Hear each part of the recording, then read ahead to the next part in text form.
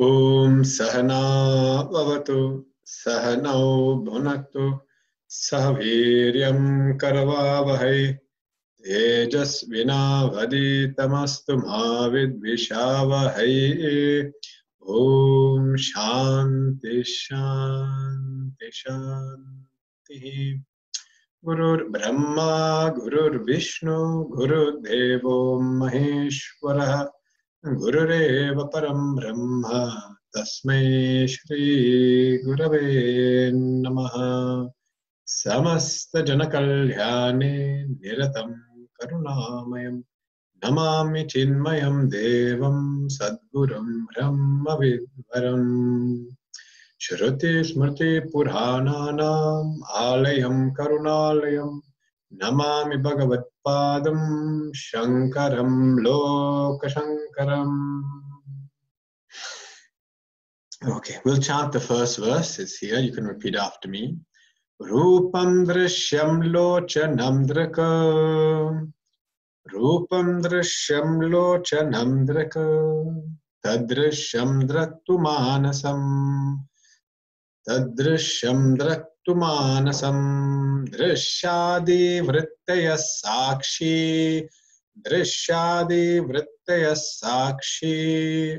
Druge Vanatu Drishyate. Druge Vanatu Drishyate.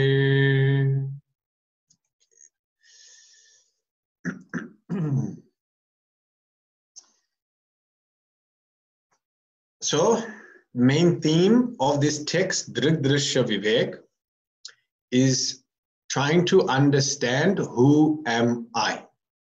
It is an inquiry into who am I. Yeah. The text uses a method of thinking or analysis or inquiry, which is called the difference between the seer and the seen, or experiencer and experienced. This is a method of thinking that the text employs in order to discover or inquire into who am I. In the very first verse itself, the entire summary of the entire text is essentially given. And that first verse, Rupam Drishyam Lochanam Draka. It says in our initial stages of thinking, we take the body to be ourself, and then there are objects outside. Objects are seen, body through the eyes comes to see those objects. Therefore, I, the seer, the body, and the seer, and object is seen. Then it says, let's explore this deeper. And it goes from the body and the senses to the mind. Tadrishyam Draktu Manasam. The mind becomes the seer of the body. In this sense, we come to understand the changing conditions of our body. We know our body, it becomes stronger, becomes weaker, becomes aged, is diseased, has ill health. We are aware of that. We are able to see this changing condition of the body. And if we can see the changing condition of the body, then we are not that body. It then moves into a deeper aspect and says, actually, Drishyadi Vrittaya Sakshi. Actually, our thoughts, the mind which is made of thoughts, is also seen. We are aware of our thoughts and emotions. So thoughts and emotions also become an object which is seen or experienced, and therefore they are not the subject, the experiencer, which is me. And who is the subject of the mind The subject of the mind is Sakshi. And Sakshi means witness. That means witnessing consciousness. This witnessing consciousness becomes the ultimate seer and subject. Drig-Drishya natu drishyate. And this consciousness never becomes an object. So everything else can be objectified, turned into an object. The world outside is obviously world of objects, but even our body becomes an object, and even our mind also, because it is seen, becomes an object. And in this simple method of inquiry, we come to realize a very deep and profound realization that I am not my thoughts and emotions. I am not my thoughts. I am not my emotions. This is taken up, obviously, in greater detail. So that's simple. That first verse is then elaborated in the next 4 verses. And in the 4th verse, we then see how mind is separated from consciousness. How the mind is different to consciousness, the witnessing presence, the ultimate seer or subject. So we'll chant that verse. I'll put it up on the screen.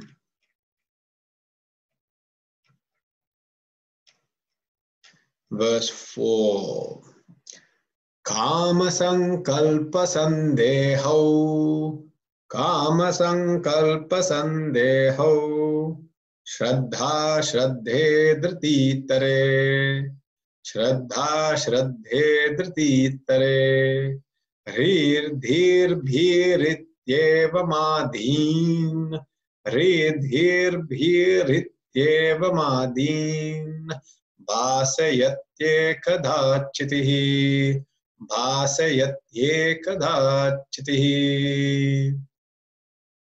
Thoughts of desire, willing, doubt, belief or disbelief, fortitude or its lack of fortitude, modesty, understanding, fear, and such others. Consciousness remaining the same illumines them all. All these thoughts, all thoughts and emotions, every aspect of the mind is seen. And this is what we were exploring last week. And in order to understand that I am not my mind, first, let us define what is mind. And therefore, last week we saw mind means vritti pravaha. Pravaha means flow, and vritti means thought or emotion. A flow of thought and emotions. That is called mind. In the BMI chart, then we must understand here the mind is referring to both intellect and mind. They're brought together. Antakarana in the instrument. So don't take them as separate. They're both the same here in this context. Yeah. Even though intellect brings forth thoughts, mind brings forth emotions in that BMI chart. Here in this verse, both of them are taken as one and the same. So here we'll refer to mind, and when we say mind, then we mean intellect and mind, which means thoughts and emotions.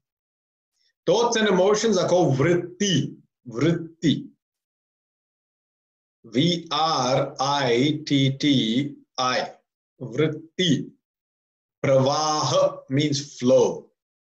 Pravaha. So mind is vritti pravaha. Yeah. It's a flow of different thoughts and emotions. And in this flow of the mind with its different thoughts and emotions, we have to understand that these thoughts and emotions can have different texture. Different texture means different qualities. Sometimes they are pleasant, sometimes they are unpleasant, sometimes they are dull, sometimes they are selfish, sometimes they are selfless, sometimes they are loving, sometimes they are hating. So this quality of thought, it can come under three different modes. Those three different modes are sattva, rajas, and tamas. That thoughts can come under three different types. Sattvic is pleasant, peaceful, noble, selfless. Rajasic becomes very active, passionate. Here we find strong desire, kama. We find anger, krodha. We find lobha, greed. We find irsha, envy. We find mada, pride. All that comes under rajogun. But there's another group of thoughts which are dull. And they are called tamasic thoughts. That's when we start feeling tired, sleepy, exhausted, fatigued. When there's a lack of interest, apathy in things. Alasya, sleep, nidra. Delusion and confusion, moha. And lack of interest to learn, ajnanam. So our thoughts can have these different textures or flavors. Sattva, rajas, or tamas. Like when you buy ice cream. When you buy ice cream, different flavors. Yeah, they used to have, now I don't know if they have it anymore. That ice cream box with the three flavors. Strawberry, vanilla, chocolate. And some people, they like only chocolate. So they only eat the chocolate. And that part gone. So that's the first part gone. And then some people like vanilla, they eat vanilla. They're gone. And I think less people like this strawberry. So the strawberry ends up sitting there. And no one touches strawberry. And therefore, children keep on complaining. There's no ice cream. But parents say, plenty of ice cream. Strawberry, eat it. They say, no, I don't want to eat a strawberry ice cream. So then you have to go get a new box. New box while the strawberry keeps on piling up in the freezer. These different flavors are there. Same way, our mind and thoughts, different flavors. Sattvic, rajasic, tamasic. Peaceful and noble. Active and passionate. And dull and lethargic. Yeah? So that's another aspect to understand about the mind. It has got different flavors or textures.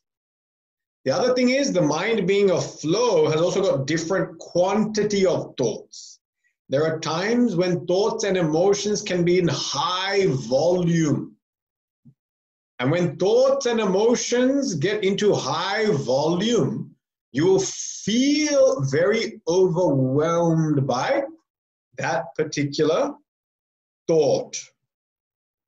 When an intellectual thought becomes overwhelming, you find yourself completely focused and absorbed on that topic.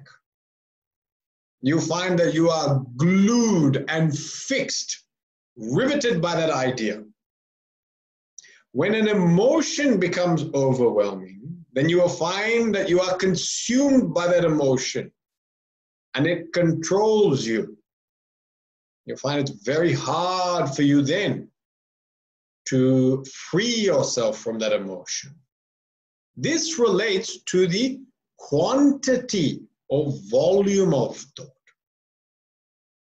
So we have quality, and then we also have quantity. So in this way, this is the nature of the mind. Now, because like I said, one thing, why this mind is quite difficult to separate ourselves from is because the mind and intellect are the closest sheath, which means covering. Closest covering to our true self. The body sits outside of that. Yeah? And then the world of objects sit further outside. And because the mind and intellect is in such close proximity to the true self, then it is quite hard to disassociate from that. Disassociate. It's quite hard to shed that covering. It's like if you do exercise. If you do exercise, and sometimes I think they have those, very tight type of skins, I think it's called. It's called skin because it's so close to you. They're called skins. And you have a skins, and then you have a jumper and a sweater and all that. And if you exercise and you get all sweaty, sweater can come off very easily. But these skins to get off, very hard. It's stuck to you. It's like it's stuck to you because it's such close proximity, it almost contours to your body. And because it contours to your body, it's so tight, hard to get rid of. In the same way, mind is so close to us. It's got such a tight, snug fit over the Atma that it's hard to separate ourselves from our thoughts. Yeah, it is hard to separate ourselves from our thoughts.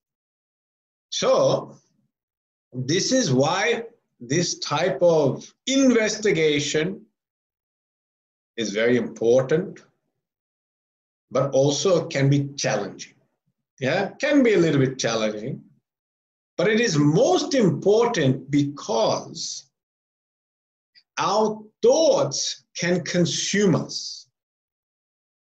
Our thoughts can overwhelm us. Our thoughts can overpower us. Whether it's thought or emotion, we can feel overpowered by any one of them.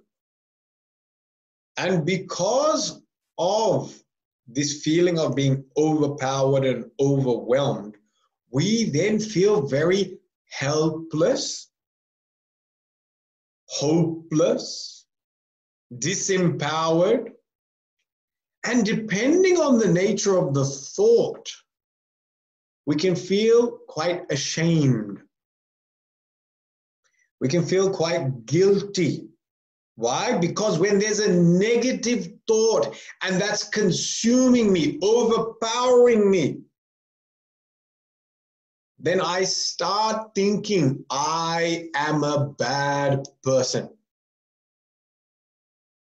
So if I have a thought of jealousy towards my best friend because their child is doing better than my child, and both our children sat for Melbourne High, but their child got in and my child didn't. And so every time I meet them, boom, the green-eyed monster comes out. Green-eyed monster, jealousy. And all of a sudden, I feel so negative when I meet that family. But I used to like them, respect, but no. Oh, green-eyed monster. Green-eyed monster is not the Incredible Hulk, although it has that power. Green-eyed monster means this jealousy.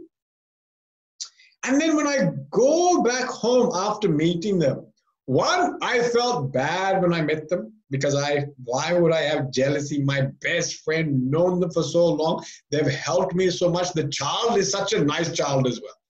But now when I look at that child, I just get very frustrated. I look at my child, even more frustrated. I want to wallop my child. I can't get into Melbourne High. He's only the reason why I'm in this situation. Now I feel bad already upon meeting them. Then I go home. And when I go home and put my head on the pillow, I am disturbed by more thoughts that say, what type of person are you? You are jealous of your own friend. Such a terrible person you are. And so I have to contend with two levels of sorrow. One, the sorrow that my child doesn't perform. I know he runs around the whole time and never sits. When I tell him to study, he doesn't study. Yeah. And I blame my spouse for that because he's a chip off the old shoulder. He's like exactly like his spouse. He can't sit, mind everywhere. So I'm going to blame my spouse, not me. My genes are perfect. My DNA is most blessed and holy. But this spouse of mine, ayyo, put their DNA into the child and the child doesn't function properly. Ayyo. So one, I have to deal with that disappointment, but the second one is worse. The second disappointment is a feeling that I myself am so petty. I am so mean, small, wretched. How could I have such a thought? That thought is more dangerous than the other thought. The thought of being disappointed at this world, the thought of being surprised at the world, the thought of being frustrated by the world, that's okay. I mean, that is bad, but we can manage that. What's worse is when I become disappointed with myself, disturbed by myself. Because the world, I can get away with. I'm angry and envious of my friend, I can get away from my friend. But when I'm disappointed with myself, where can I go? Where can I go to get away from myself? I can't. There's nowhere to go. Yeah. So I end up living with a deeper level of frustration and sorrow. And this is taking place because I have identified with my mind. This is because I have said, I am my thoughts. I am my emotions. So when I have this negative emotion, I am that emotion. Therefore, I am a negative person, a negative being, a negative entity. When I have this thought, which is so petty, then I say, I am a petty person. And it's that thought which is most dangerous. That thought is most dangerous. And that's why the thoughts and the thoughts in our mind that define us are the ones that we have to be most cautious about. And that's why this is a most liberating process. Now, I'll just elaborate on two aspects of this process. We all have thoughts within ourselves which define us. Some of us have positive one. I'm a winner, I'm a champion. I'm an achiever, I'm successful. Some of us have negative ones. I'm a failure. Every time I try, it doesn't work. Some of us feel I'm a victim.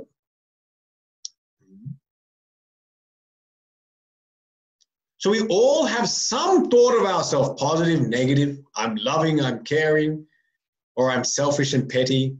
There is a variety of thoughts in there. Now, there's two ways to deal with this. One way is when the thought is very negative, you change the thought from negative to positive. You go from saying, I'm a victim, to I am now a master of my destiny. That's an example. I'm giving an example. You go from saying I am selfish to I am selfless. You go from saying I'm a taker to I'm a giver. You go from saying I am insufficient to I am abundant. This is one method. You're changing the thought. You're changing your internal dialogue. You're changing the thought. The second method, which is actually what this text focuses on, this text focuses on the second method, which is you detach yourself from the mind altogether. That whether positive or negative thought, you just say, I am not that thought. I am not that mind. This is called transcending the mind. In the first one, it is called mastering the mind, controlling the mind.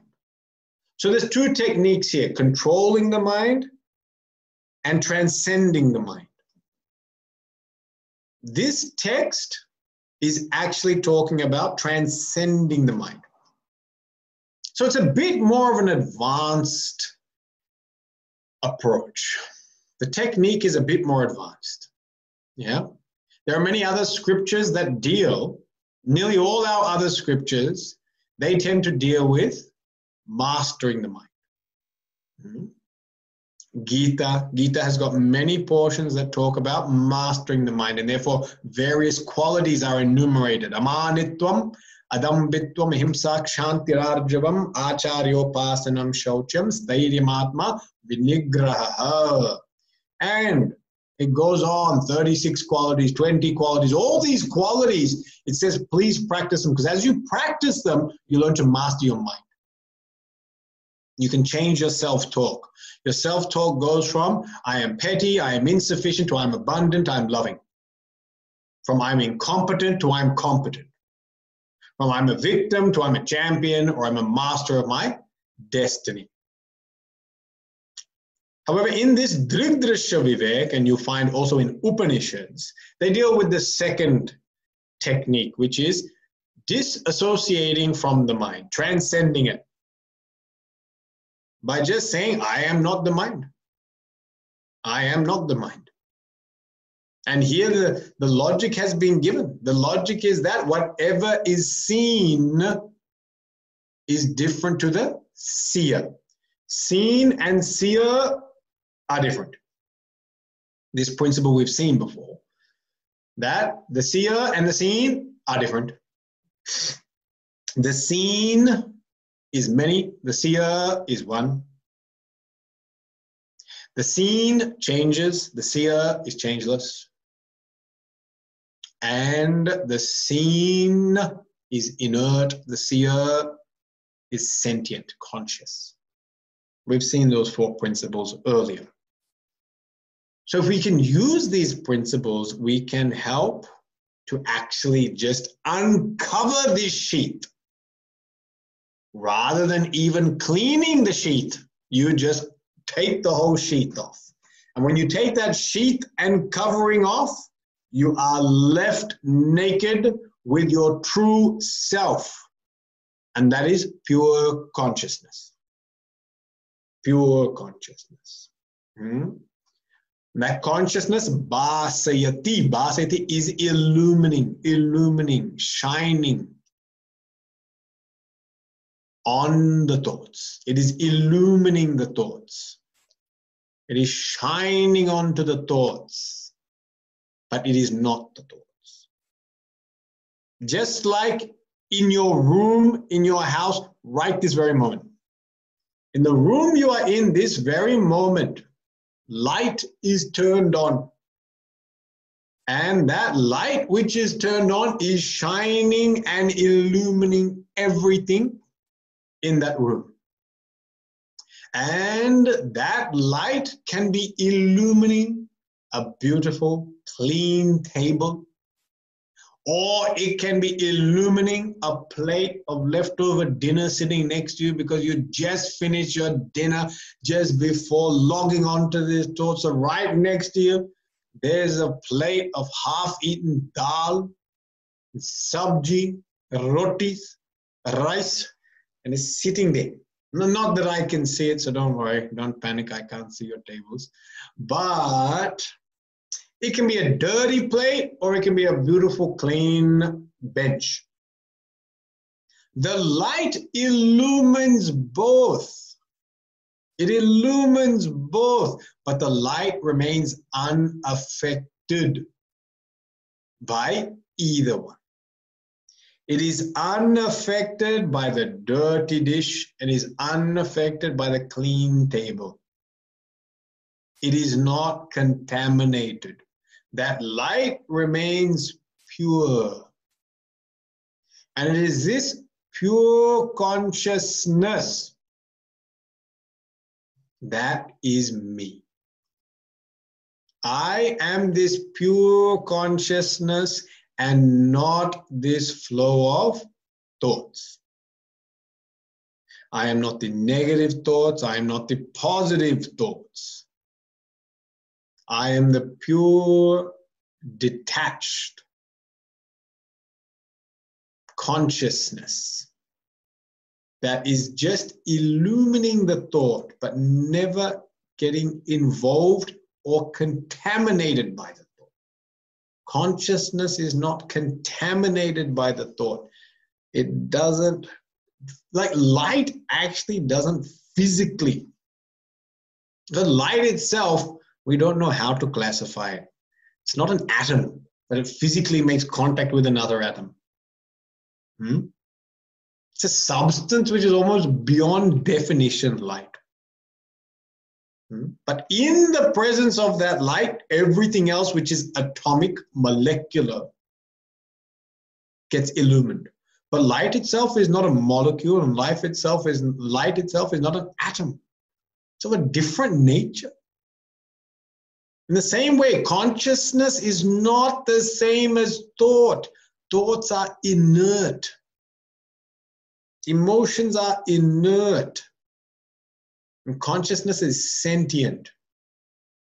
And it is of different nature. Vilakshana. And therefore, consciousness is not sullied, dirtied, contaminated by any thought you have. You can have the worst thought, worst possible thought.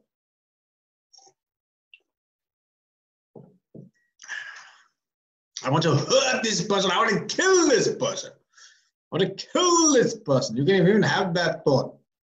But that thought does not contaminate consciousness. Your consciousness is not contaminated by any thought that you have. And so therefore, this message is very important, that you are not your thoughts. You are not your mind. So last week, we looked at a few techniques on how to manage this. How can we manage this slowly peeling away this last layer of our personality, which is so closely stuck to us? And we said one way with the mind is we have to learn to label it. When you learn to label your thoughts and emotions, you actually start describing it like an object. Anything you label is actually describing it. And when you describe something, you're actually objectifying it. You start objectifying it. So as we label thoughts, as we label emotions, we start looking and viewing at that mind as an object. Just like if I was to walk down the street and see a house and I say it's a big red house, 2 stories, lots of windows, palatial, with a beautiful garden which is green, with different flowers. I'm labeling all those objects. And as I label and describe them, it is very clear that they are different to me. In the same way, as you come to label and describe your own thoughts and emotions, you create separation from your thoughts and emotions. There is a space that is created between me and the object which I am labeling, the object that I am describing. So as I say that in this morning, my mood was frustrated. I was frustrated. So as I start saying my mood was frustrated, or I woke up with a thought of frustration or an emotion of frustration, all of a sudden you start separating you from the thought. As the day went on, that frustration may have turned into anxiety, that anxiety may have turned into boredom, that boredom may have turned into restlessness, all different things. The mind keeps on changing. Yeah? But as you keep on labeling that changing mind, you start realizing, I am constant. But this mood, this thought keeps changing. So I, the constant, am viewing that which is changing. And sometimes I wake up and I feel great. I look forward to the day. I'm so happy and inspired and enthusiastic. And other days, no energy, and I'm not interested. Who's not interested? The mind. Who's enthusiastic? Mind. So we must, as we learn to label emotions and thoughts, we start creating a distance. We start seeing the mind as an object.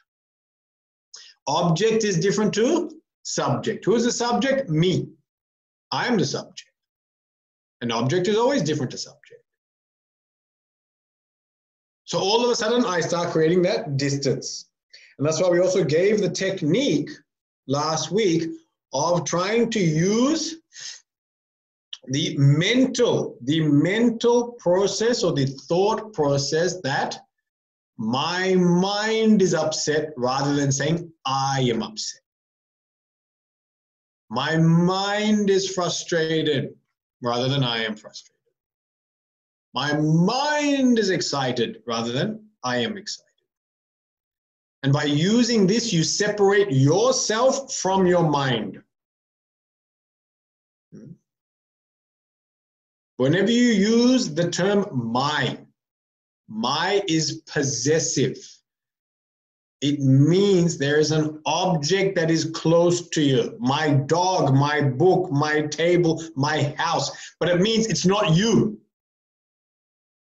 The word my means it's not me. My can only be placed on something which is other than you. Because it indicates possession of something. It indicates ownership of something which is separate to you.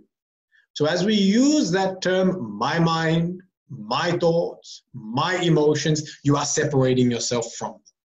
They are not you. Yeah. And the next level is that this mind. Don't even take ownership of the mind. You say this mind only. This mind is anxious. This mind is feeling quite negative and pessimistic. This doesn't even belong to me. It just is there. It is just there, part of universal energy. Okay? Now, just in that context, some people did write to me and they had good questions about this sadhana. So the questions we had, I won't read the questions out because they're quite detailed, they're quite long, but the gist of it is this. One question, they actually both relate to the same thing, and that is anger. Mind and intellect are seen. Also, the ego is seen. How to reduce the impact of ego, which also contributes to anger. That becomes cause of so much family violence, etc. The other question, similar thing, that a lot of people have shared this experience that they feel that this pandemic is the cause of China, a nation, and therefore there is some anger towards China, that as a country they've acted irresponsibly, and because of that they have sunk the entire world into so many headaches. So there's anger towards that. There's also anger towards, now we're seeing racist attacks on various populations. So because of the social disharmony and erratic behavior, there can be more anger. Yeah. So they say, the person said, when I think of this, I actually become more overwhelmed by that situation. I become more frustrated by that situation. Yeah. And so that's when we can employ another technique. Yeah. That when you start recognizing that the mind is an object, something separate to you. You can also see the mind as an instrument. Yeah, an instrument is also something separate to me. When a musician plays a flute or a violin, the flute and violin are not there. But they can use that. They can control that. They can manipulate that to produce whatever pleasant sound they want. So another technique we can use is to start consciously choosing what thoughts we want to focus on. You can consciously choose your thoughts. We said our mind is a flow of thoughts. These thoughts also do have a pattern. They do have a pattern. Just imagine a river. If you imagine a river is essentially what? A flow of water. It's a flow of water. Now, which direction does the river go? The river always goes in the direction of the river bed. Whatever direction the river bed is in, the water flows in that direction. In the same way, we have got certain subconscious grooves in our mind, and currently our flow of thought and emotion tends to habitually enter into those grooves or channels. And this is why we find there is repetition in our thoughts and emotions. We find ourselves getting upset over the same thing, getting triggered by the same thing, getting angry by the same thing, getting sad because of the same situation.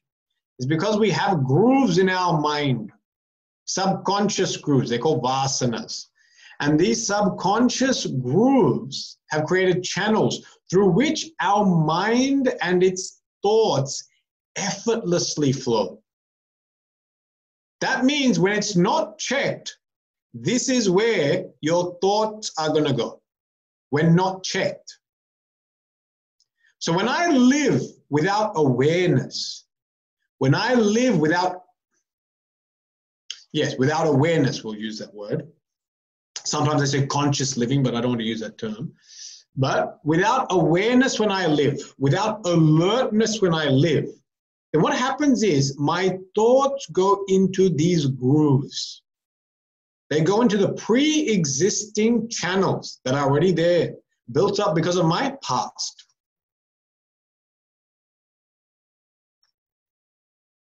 There is a way to change this. Just like engineers can change the course of a river, you too can become an engineer and change the course of your thinking.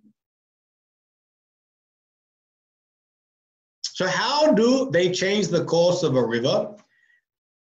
They find that the river is flowing in a particular direction, but they don't want it to go in that direction. So slowly, they create a channel in a new direction, in the direction they want. And they slowly create this channel in the new direction, and slowly, bit by bit, little bit of that water starts going into the new channel. Now you don't get much, still 90% goes into the old channel, but now 10% is flowing into the new desired channel of the river. Then the river having its own momentum, 10% becomes 15%, 15% becomes 20%, 20%, and you keep on working away, you keep on chipping away, and you keep on extending that new channel. You increase its width, you increase its depth, and now you direct it where you want it to go. But you have to increase its width and depth, width and depth, width and depth.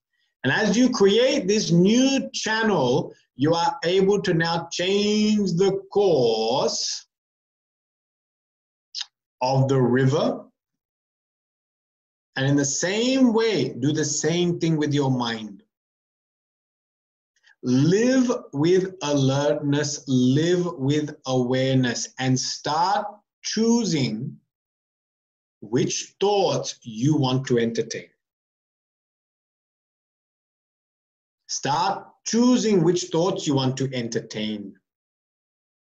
As you consciously choose the thoughts you want to entertain, you will find you are creating a new groove or channel. They may not be there before. Doesn't matter. It doesn't matter if you've never had this thought in your life. You are capable of creating anything you want. You can create any thought, even if you are the most miserly, stingy person, but you now say, I want to be generous. You can do that.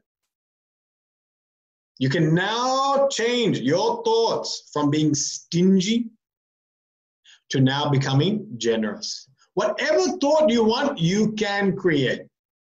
You might find you're a very head-orientated person, very rational, logical person, but cold, abrasive. So you might feel, I want to be more warm and loving and caring. I want to express my emotions. Yeah, you can do that. I want to be more emotive in my expression. You can become that person. You create that in your channel. Sometimes people that are very emotional, they want to be more rational. They want to be more decisive. They want to be more objective. You can create that as well. You can create anything you want.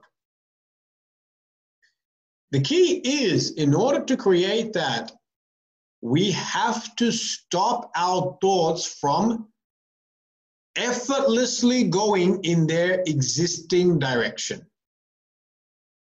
We have to just create a break and disruption in that pattern, and then direct it towards something new.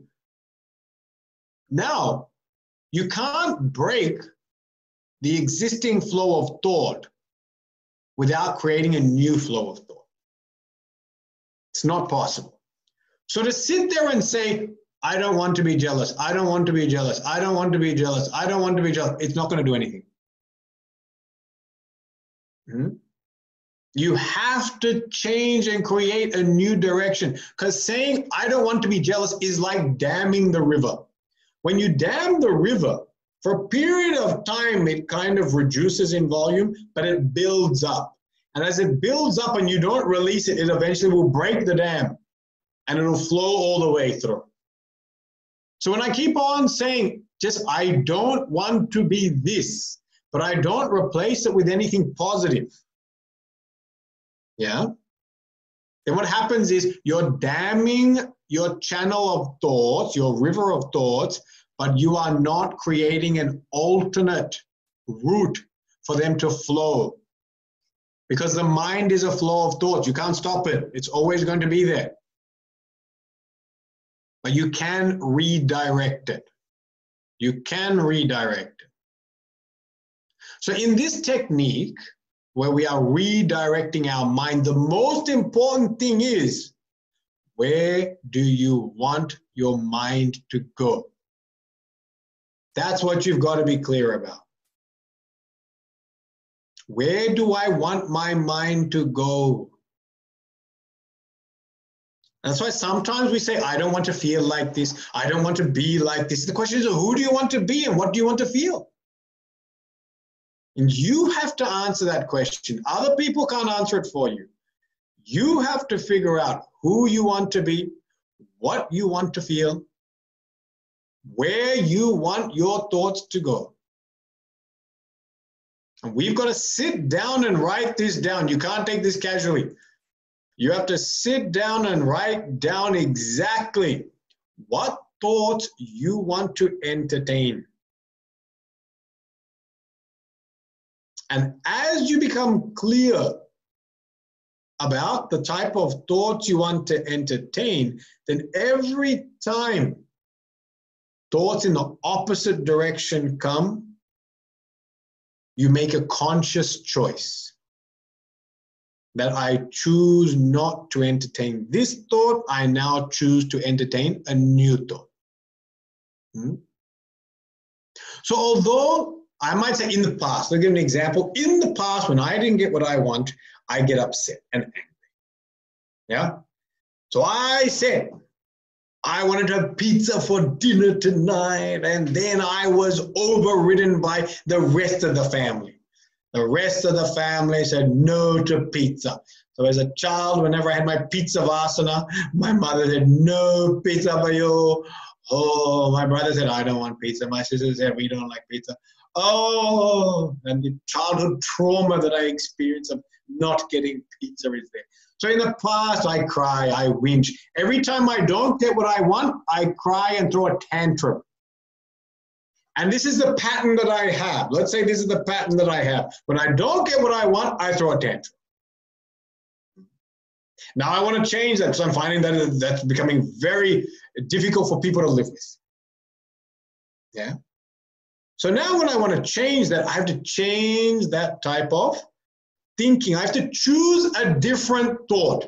And a different thought can be, I can be happy even when I don't get what I want. I can be happy when I don't get what I want. It's different to the previous thought, because the previous thought is, I am upset when I don't get what I want. And now I'm bringing in another thought in the direction that I want to be. I have learned that as an adult, you can't always get what you want. I can't always get what I want. It's not possible as an adult.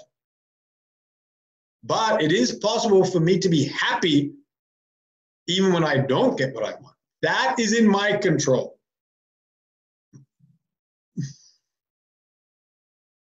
So this is a new thought that I am now going to choose to focus on. I am going to choose this thought over the previous thoughts. Yeah. In the same way, you have to look at whatever thoughts are disturbing you, and whether it is a thought that I am jealous of this person, you can turn jealousy into admiration. I admire this person rather than I'm jealous of this person. Yeah. I am anxious about this situation. I am calm about this situation. I choose to remain calm and poised rather than saying, I'm a nervous wreck. I get so scared when people turn the lights out. Some people, lights turn out, oh, I'm so scared. And we become defined. We define ourselves by our fears, and we define ourselves by our problems. Don't do this. Don't define yourself by your fears and problems. You're capable of eliminating and overcoming every one of them. Every one of them you can overcome. You can overcome every problem in your life. You can overcome every fear in your life. You have to choose it. You just have to choose to do this. Yame vaisha vrunute tena labhyaha. For the one who chooses is the one who gains. Like I said, some of the thing is we want to choose, but we are not clear about what we want to choose. So we do need to sit down and come to think about what exactly do I want? Who exactly do I want to become? What thoughts do I want to entertain? Yeah, you can go from a rank pessimist to an optimist. You can become that person. You can become anything. So in this second technique, this technique we're now discussing, as thoughts come in large abundance, now the questions were related to anger, frustration, yeah? That you can choose. Now they're getting angry because of social injustice or apparent social injustice, yeah?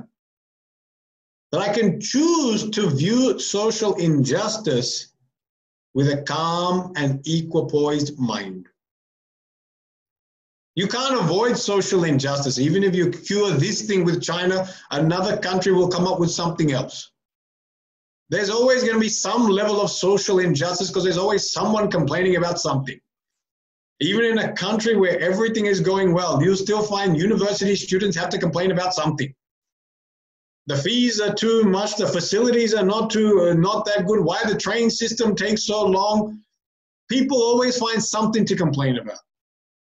We find victims and therefore we have champions of social justice going on all the time, even in countries that are very comfortable, where all basic amenities, health and education are well looked after. People still find a reason to complain.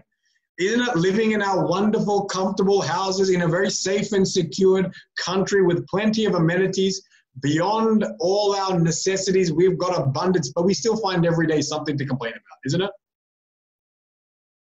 And so because of this, we have to learn, we can choose that in the midst of an injustice, I choose to remain calm.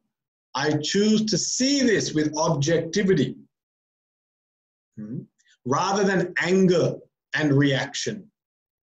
I choose to poise, I choose to pause before responding, rather than just reacting.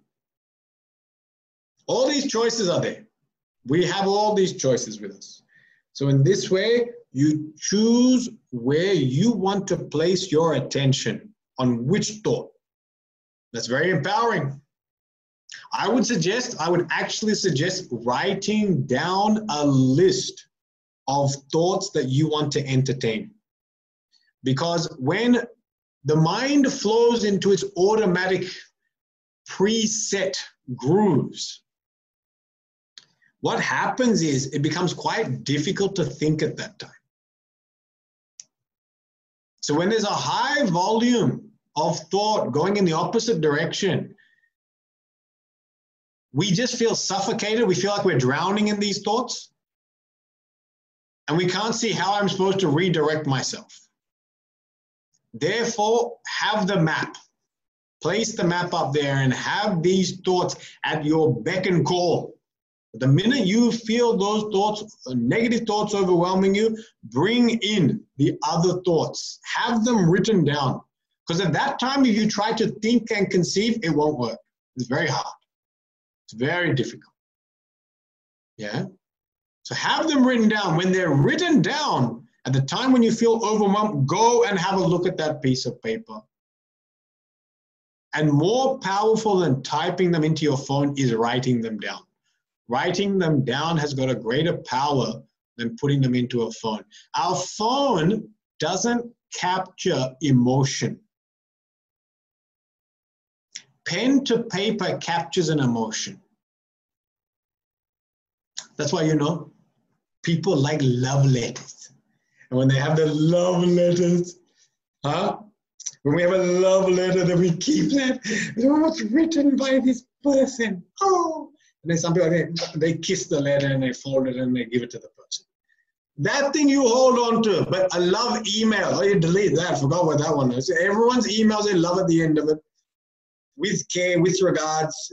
They're nothing. You keep those emails, there's no emotion in that.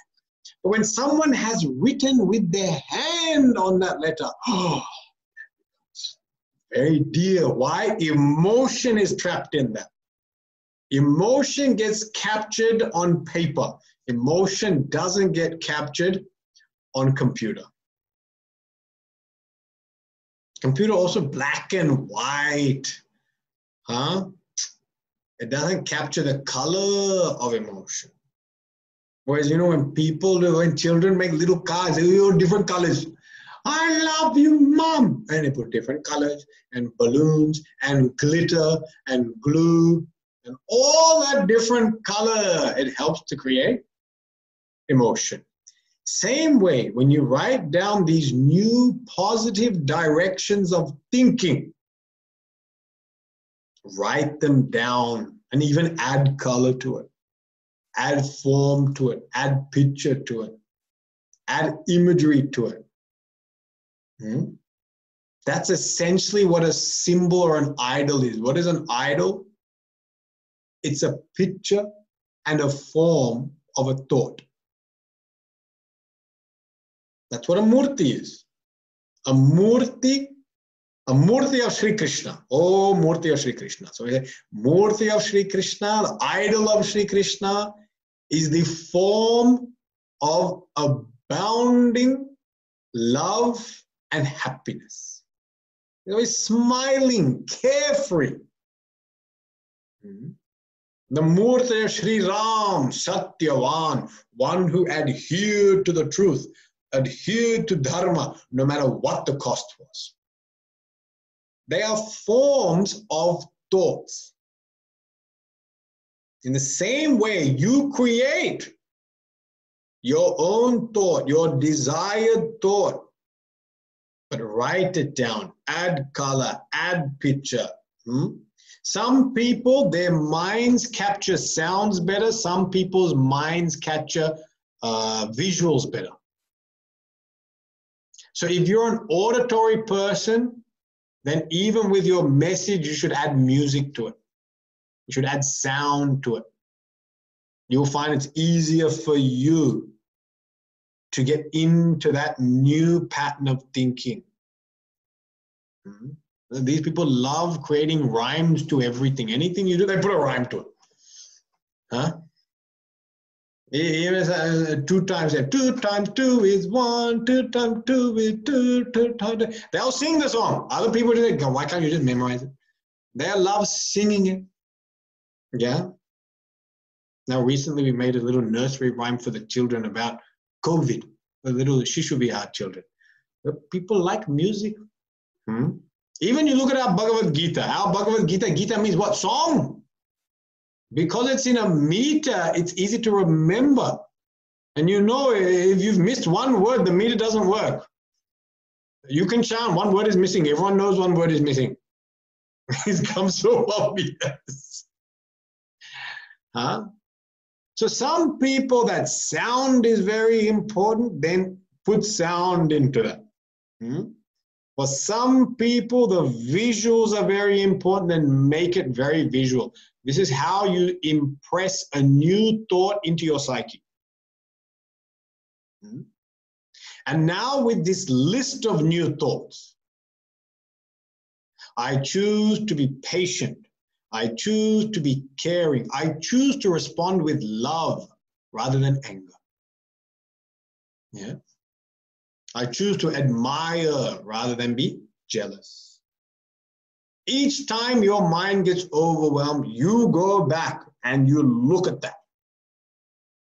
And you choose which thought you want to now entertain. This is now a technique of consciously and deliberately shaping your mind.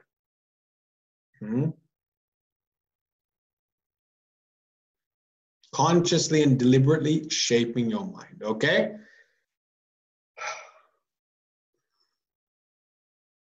And a part of this, as we mentioned, as I just discussed, when you add music, when you add the image, when you add color to it, you're actually using, there's one aspect of the mind which is a very powerful aspect, and that is called your power of imagination.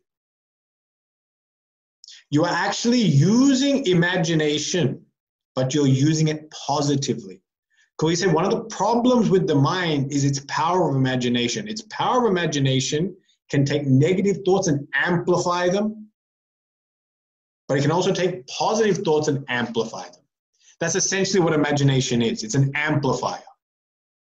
So whatever thought you have, when imagination gets added to it, it amplifies that thought. So when I have a little fear and you add imagination, it gets amplified and you experience panic. But in the same way, take your positive thought and add imagination to it. Imagination in the form of music, color, sound, and image. And be very vivid and be very unrestricted in how you see this thought. Use your vivid imagination to its fullest extent. This is exactly what our scriptures do when they describe the stories of God. When they describe the stories of God and when they describe the form of God, you will find an extreme amount of description is given. And they use various forms of metaphors, imagery, illustration, in order to show the glory of the divine, the glory and pinnacle of perfection that is the divine. So this technique has been used in our scriptures, and it is also used by modern psychologists. It's called visualization. And in modern psychology, they say, have a vision board. A vision board. A vision board is not just a board with a random set of letters that you look at and say A, E, I, I can now say it. Not when you go for eye testing. That's not the vision board we're talking about. Vision board is, they say, draw down who you want to become. Yeah, that's why people, well, I want to be someone who has big house, so you put big house up there. I know a person with many friends, you put many friends there. I know a person with lots of money, put lots of money there. Yeah, it's using the same thing. It's the power of imagination. So here we have to consciously think about what direction we want our mind to go into, and then you add this power of imagination to make this thought very colorful. Make this new thought very powerful, potent, vivid, abundant, and don't restrict yourself. Yeah? If you say, I want to look good, and if you're bald, add plenty of hair to it. Don't limit the amount of hair you want to add. Full crop of hair, black, thick hair that's there. Yeah? And if you want to be beautiful, don't settle for one size thinner. You go 2 sizes thinner. No. You're 5'6", you want to be 6'2". Imagine 6'2". So don't sit there and allow your limitations. Let your mind now run wild let your imagination run wild into this positive direction of who you want to be and what thoughts you want to experience. Okay? So with this is now another method of how we can distance ourselves from our mind and then start using our mind to have more positive, deliberate, conscious experiences in the direction that we want. Okay? This technique would really come under mastery of mind rather than transcending the mind. But like I said, first, sometimes we have to practice a level of mastery before we can go to a level of transcendence. That's why I'm adding this in here. Next week, we'll then look at how we can go beyond the mind and what is beyond the mind. So today we looked at mastering and choosing thoughts. Next week we're going beyond thought. Okay? This week, very simple, start making your list. Start making your list of positive thoughts and new direction that you want to go into. Make a list of thoughts that you want to experience each and every moment of your life. And with that list, add color, add name, add form. Be highly imaginative and allow your imagination to bring forth something that is unlimited and abundant. Okay? Try that this week, see how you go. Okay. We'll close up with a prayer. Om Purnamada Purnamidam Purnat Purnamadachyate Purnasya Purnamadaya Purnameva Vashishyate. Om Shanti Shanti Shanti. Hari Om Shri Gurubhyo Namaha. Hari Om.